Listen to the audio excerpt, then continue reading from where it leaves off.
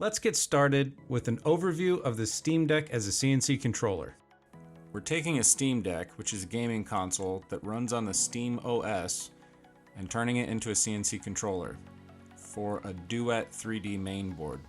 The Duet3D mainboard I'm using for the CNC machine was initially designed for 3D printers, but it can also be used for CNC routers. The underlining commands are G-code for both systems, and what's cool about the Duet3D is that it has a web interface that we can access through a browser. And that's where the Steam Deck comes in. It's a small, portable device that's perfect for remote controlling the CNC machine through a web interface. It's like having a CNC pendant, but with the added bonus of a touchscreen at your fingertips. This is part one, technically the easy stuff.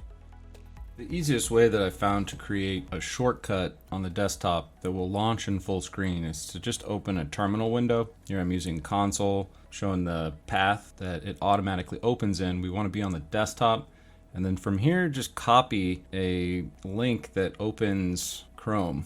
The reason why we're going to copy that to the desktop is because we're going to make a couple edits to it, and that will allow us to open in full screen and to a specific page. Open up that link that we just copied. Scroll down to the EXEC line, and at the end of that line, we're going to add the full screen opening command, and then you want to put in what page you want it to open to. You need to put in the IP address of your Duet3D's web interface if you want it to be used for CNC controlling, but obviously you can do this for anything. And then WQ and Vim will write and quit the file.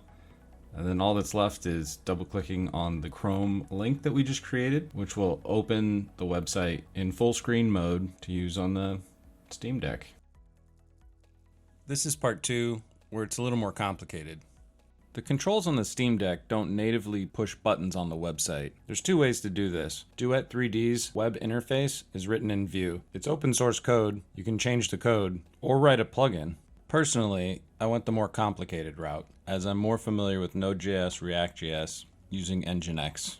Considering this, I just watched the network traffic of the actual Duet3D's website, and then mimicked all the network calls for both the WebSockets and the REST API.